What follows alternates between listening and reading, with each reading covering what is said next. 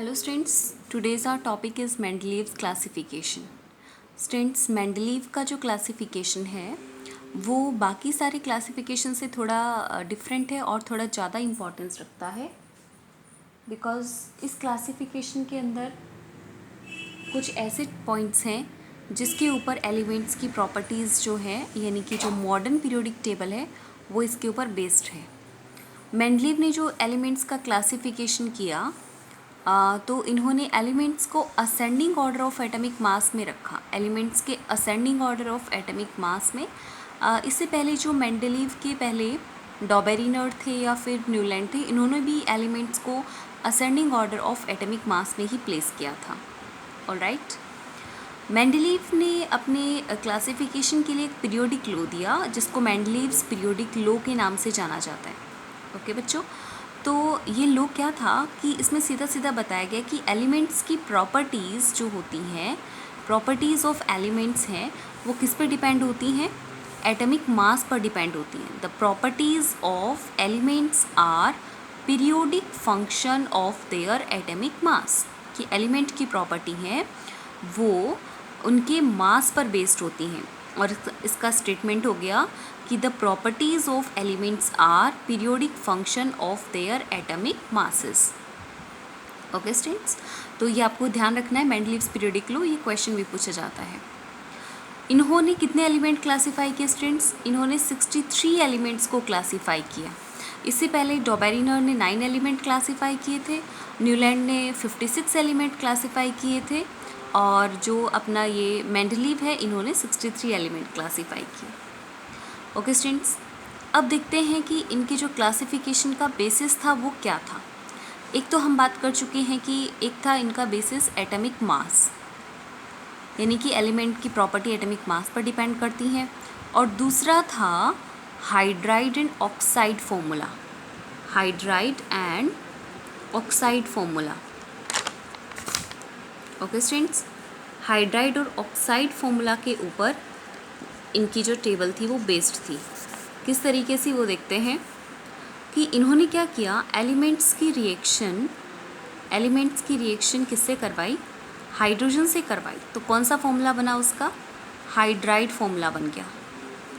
और उन्होंने एलिमेंट्स की रिएक्शन ऑक्सीजन से भी करवाई, ऑक्सीजन से करवाई, तो कौन सा फॉर्मूला बना उसका?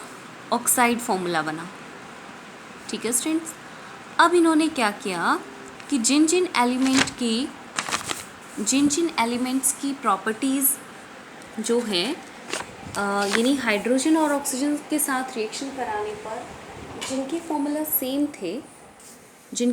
सेम थे उन एलिमेंट्स को उन्होंने एक चिट पर रखा और एक पिन के अंदर उसको डाल दिया। यानी कार्ड्स उन्होंने बनाए और सभी कार्ड्स पर उन्होंने अलग अलग एलिमेंट्स के नेम लिखे जिनके हाइड्राइड फॉर्मूला और ऑक्साइड फॉर्मूला सेम थे। इन्होंने उनको एक ही पिन के अंदर वो कार्ड्स वो डालते गए और फिर उनको अलग अलग ग्रुप में रख दिया। यानी कि जिनके फॉर्मूला सेम थे उनको सेम ग्रुप में रख दिया, जिनके फॉर्मूला डिफरेंट थे उनको डिफरेंट ग्रुप में रख दिया। और ये भी था कि जिनका हाइड्राइड फॉर्मूला सेम था उनका ऑक्साइड फॉर्मूला भी सेम मिला। तो इससे ये पता चला कि एलिमेंट्स की प्रॉपर्टीज़ जो हैं वो सिमिलैरिटी शो कर रही हैं। ओके, तो हाइड्राइड फॉर्मूला और ऑक्साइड फॉर्मूला जिनके सेम थे, he found that the properties of elements were also same, the elements having same hydride and oxide formula. Okay students, तो इसमें देखो कुछ डिफ़िकल्टी है कि इनकी टेबल का, मेंडलीव की टेबल का बेसिस क्या था, what was the basis of Mendeleev's classification. तो उसमें एक था हाइड्राइड फॉर्मूला और एक ऑक्साइड फॉर्मूला। इन्होंने एलिमेंट्स की रिएक्शन हाइड्रोजन और ऑक्सीजन से करवाई। जिन एलिमेंट के हाइड्राइड फॉर्मूला और ऑक्साइड फॉर्मूला सेम थे उन एलिमेंट्स का नेम इन्होंने कार्ड्स पर लिखा और उनको सेम पिन में डालते गए और बाद में इन्होंने उन एलिमेंट्स को जो सेम पिन में थे उनको सेम ग्रुप में रख दिया। ओके, यानी कि उनकी जो प्रॉपर्टीज़ थी वो भी सेम थी। अच्छा, इन्होंने सबसे पहले क्या किया, he first of all introduced about, ये इनका एक तरह से एडवांटेज भी कह सकते हैं, he first of all introduced about periodic table. इन्होंने सबसे पहले पीरियोडिक टेबल के लिए बताया कि पीरियोडिक टेबल सबसे पहले इन्होंने ही बनाई। ओके, और इस पीरियोडिक टेबल के अंदर कुछ ग्रुप थे और कुछ कुछ ग्रुप थे और साथ में कुछ क्या थे, पीरियड थे। तो जो ग्रुप है और पीरियड की डेफिनेशन भी इन्होंने दी कि ग्रुप क्या होता है और पीरियड क्या होते हैं। तो इसमें स्टूडेंट्स कुछ वर्टिकल कॉलम होते हैं और कुछ हॉरिजॉन्टल रो होती हैं। तो जो हॉरिजॉन्टल रो होती हैं इनको इन्होंने कहा कि हम क्या बोलेंगे, पीरियड बोलेंगे। Horizontal rows are known as period. Horizontal row are called period. और इन्होंने कहा कि जो वर्टिकल कॉलम होते हैं, वर्टिकल कॉलम, इसको इन्होंने कहा group. Vertical columns are called group and horizontal row is called period. Okay students, अब इसके अंदर इन्होंने क्या बताया कि जो पीरियोडिक टेबल होती है, इनकी जो मेंडलीव की पीरियोडिक टेबल थी, इसमें ग्रुप थे 8 और पीरियड थे इसमें 6। ही हैज़, इनकी ग्रुप नंबर इसमें कितने थे, what are the numbers of group in Mendeleev's periodic table. तो ग्रुप थे इसमें 7 और पीरियड नंबर थे इसमें 6। ओके, ये आपको ध्यान रखना है। दूसरा, इनकी जो एक तरह से हम ये एडवांटेज कर लेते हैं, what are the advantage of Mendeleev's classification. तो उसमें एक तो इन्होंने सबसे पहले पीरियोडिक टेबल के बारे में बताया, ग्रुप और पीरियड को डिफाइन किया कि हॉरिजॉन्टल रो होती हैं वो तो पीरियड होते हैं और वर्टिकल कॉलम ग्रुप होते हैं। ग्रुप के नंबर इन्होंने 7 बताए और पीरियड के नंबर 6 बताए। इनकी क्लासिफिकेशन में था ऐसा। दूसरा, इन्होंने क्या किया कि टेबल को इस तरीके से बनाया, ही मेड टेबल इन सच अ वे कि जो नोबल गैस होती हैं, नोबल गैस को इनकी टेबल में विदाउट डिस्टर्बेंस प्लेस किया जा सकता है। Noble gas can be placed in his table without disturbance. अब इसमें क्या चीज़ थी, नोबल गैस क्या होते हैं स्टूडेंट्स, ये भी हम आगे डिस्कस करेंगे, बट थोड़ा सा आपको पता होना चाहिए। इनकी टेबल में नोबल गैस को बिना किसी डिस्टर्बेंस के रखा जा सकता था। अब इसमें क्या इम्पोर्टेंस है इसकी, कि ये इम्पोर्टेंस थी कि उस टाइम तक नोबल गैस इन्वेंट भी नहीं हुई थी। तो ये इसका एक एडवांटेज है कि ना डिस्कवर होते हुए भी उस एलिमेंट के लिए उन्होंने स्पेस प्रोवाइड कराया। Even noble gas were not discovered that time, noble gases were not discovered that time, उस समय तक ये डिस्कवर भी नहीं हुई थी, were not discovered that time. Okay students, noble gases क्या होती हैं ये आप थोड़ा सा जनरली जान लीजिए कि नोबल गैस को हम इनएक्टिव गैस भी बोलते हैं, इनएक्टिव गैसेस भी बोलते हैं। क्यों बोलते हैं स्टूडेंट्स, क्योंकि इनका जो आउटर मोस्ट शेल होता है, ये हम मॉडर्न टेबल में पढ़ेंगे अच्छे से। आउटर मोस्ट शेल इनका ऑलरेडी फिलअप रहता है, इनका जो ऑक्टेट होता है वो सेटिस्फाइड रहता है। ऑक्टेट होता है यानी कि आउटर मोस्ट शेल जो है वो फिलअप रहता है, या तो उसके अंदर लास्ट वाले शेल में 0 इलेक्ट्रॉन होंगे या फिर 8 इलेक्ट्रॉन होंगे या फिर वो फुली फिलअप होगा, फुल रहता है। तो ना तो इसको गेन करने की ज़रूरत होती है इन एलिमेंट्स को इलेक्ट्रॉन, और ना ही इनको लॉस करने की ज़रूरत होती है। ना तो वो इलेक्ट्रॉन गेन करते हैं ना ही लॉस करते हैं, तो उनके ऊपर कोई चार्ज नहीं होता, यानी कि ना तो वो पॉजिटिव होते हैं और ना ही वो नेगेटिव होते हैं, यानी कि एक तरह से न्यूट्रल चार्ज रहता है उन पर, क्योंकि इनको ना तो इलेक्ट्रॉन गेन करने की ज़रूरत है ना ही लॉस करने की, ना तो ये कैटाइन होती है ना एनाइन होती है, न्यूट्रल होती है, इसलिए इनको हम नोबल गैस कहते हैं। इसमें कौन कौन सी गैसेस आती हैं, हीलियम है, neon, argon, krypton, xenon, radon, ये कुछ गैसेस हैं। Helium, neon, argon, krypton, xenon और रेडन, ये कुछ ऐसी गैसेस हैं जो ऑलरेडी जिनका जो ऑक्टेट है वो फिलअप है और ये नोबल गैस कहलाती है। तो उस समय तक ये डिस्कवर भी नहीं हुई थी, बट फिर भी मेंडलीव ने अपनी टेबल में स्पेस इस तरीके से छोड़ा कि नोबल गैस जब डिस्कवर होंगी तो उनके लिए स्पेस प्रोवाइड कराया कि टेबल को डिस्टर्ब नहीं करना पड़ेगा। नेक्स्ट फिर था एक और एडवांटेज था इनका कि इन्होंने पहले से ही प्रिडिक्ट कर दिया कि कुछ एलिमेंट होंगे और उन एलिमेंट की प्रॉपर्टी, जैसे कोई न्यू एलिमेंट जो है, कुछ नए एलिमेंट डिस्कवर किए जाएंगे और उनकी प्रॉपर्टीज़ जो हैं वो क्या होंगी, सिमिलर होंगी। Okay, properties will be similar.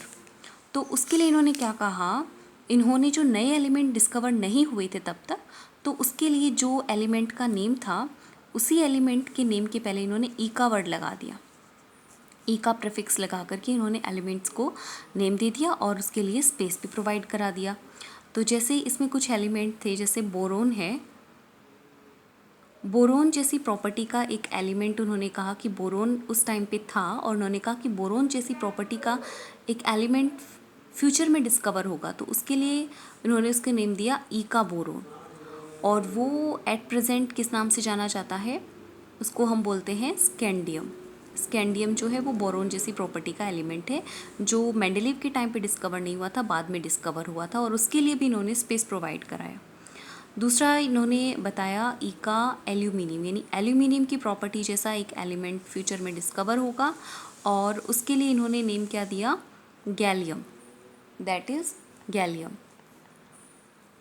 और एक और एलिमेंट था ई का सिलिकन, सिलिकन जैसी प्रॉपर्टी का एक एलिमेंट होगा, उसके लिए उन्होंने नेम दिया जर्मेनियम, जर्मेनियम। तो इस तरीके से इन्होंने क्या कहा कि ही प्रिडिक्टेड, इन्होंने पहले ही अनुमान लगा दिया था, he predicted that some element will be discovered in future, future में कुछ एलिमेंट्स डिस्कवर होंगे, elements will be discovered in the future,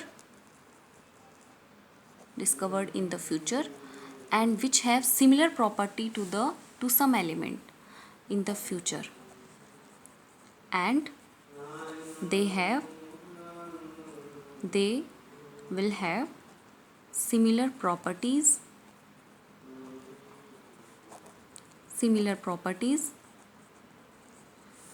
to some elements, and these new elements name were given by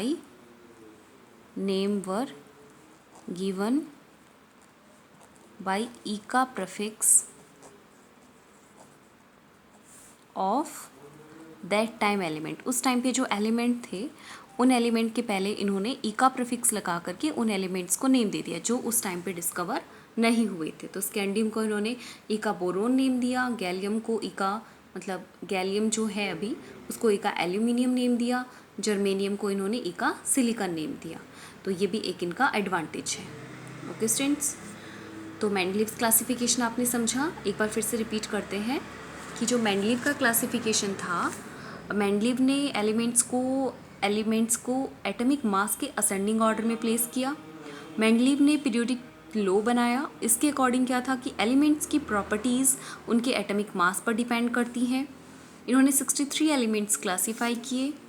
इनकी table का basis था atomic mass और hydride and oxide formula. इन्होंने elements की reaction hydrogen और oxygen से करवाई। जिन एलिमेंट के हाइड्राइड और ऑक्साइड फॉर्मूला सिमिलर थे उनकी प्रॉपर्टीज़ भी सेम थी, तो इसलिए उन्होंने उन एलिमेंट को सेम ग्रुप में प्लेस कर दिया। ओके, फिर मेंडलीव के कुछ अपने को एडवांटेज बताने हैं कि इनकी क्लासिफिकेशन के क्या क्या फ़ायदे थे। कि एक तो इन्होंने सबसे पहले पीरियोडिक टेबल के बारे में इंट्रोड्यूस कराया, सबको बताया। इन्होंने कहा कि जो ऑरिजोंटल रो होती हैं टेबल में उनको पीरियड बोलते हैं, और जो वर्टिकल कॉलम होते हैं उनको हम ग्रुप कहते हैं। इनकी टेबल में 7 ग्रुप थे और 6 पीरियड्स थे।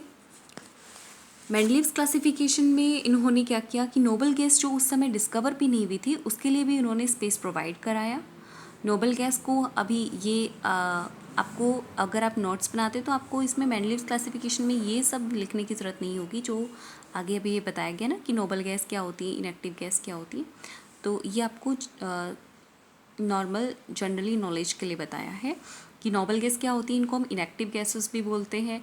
इनका आउटर मोस्ट शेल या ऑक्टेट जिसको हम कहते हैं वो फिलअप रहता है, या तो वो कम्प्लीटली एम्प्टी रहेगा, या 0 इलेक्ट्रॉन होंगे, 8 इलेक्ट्रॉन होंगे, या फिर फुली फिलअप रहेगा। तो इसको ना तो इलेक्ट्रॉन गेन करने की ज़रूरत होती है, ना ही इलेक्ट्रॉन लॉस करने की ज़रूरत होती है। इस पर ना तो कैटायन होते हैं, ना ये एनायन होते हैं, ये न्यूट्रल होते हैं, ना ही पॉजिटिव चार्ज होता है, ना ही नेगेटिव चार्ज। इसमें जो गैसेस हैं वो हैं helium, neon, argon, krypton, xenon और रेडन। ओके, तो नोबल गैस के लिए इन्होंने जगह पहले से प्रोवाइड कराई थी। और जबकि इसमें फ़ायदा क्या था कि एडवांटेज क्या है कि उस समय तक नोबल गैस डिस्कवर भी नहीं हुई थी और फिर भी इन्होंने उसके लिए जगह छोड़ी। तीसरा इनका एडवांटेज था कि इन्होंने कुछ एलिमेंट्स के लिए पहले से अनुमान लगाया, प्रिडिक्ट कर दिया कि फ्यूचर में कुछ एलिमेंट डिस्कवर होंगे और जिनकी प्रॉपर्टी उस टाइम पर प्रेजेंट कुछ एलिमेंट से सिमिलैरिटी शो करेगी, और उन एलिमेंट्स के नेम के अकॉर्डिंग ही इन्होंने नए एलिमेंट के नेम दे दिए, बस ई का प्रीफिक्स लगा दिया। तो बोरोन जैसे एलिमेंट की बोरोन जैसा एलिमेंट है उसके जैसा कोई नया एलिमेंट डिस्कवर होगा, उसके लिए इन्होंने नेम दिया ई का बोरोन, जिसको स्कैंडियम के नाम से जाना जाता है एट प्रेजेंट। एल्यूमिनियम जैसी प्रॉपर्टी का एलिमेंट होगा गैलियम, और उस टाइम पर उसको ई का एल्यूमिनियम नेम दिया गया। सिलिकॉन जैसी प्रॉपर्टी के एलिमेंट को ई का सिलिकॉन नाम दिया, और एट प्रेजेंट वो जर्मेनियम के नाम से जाना जाता है।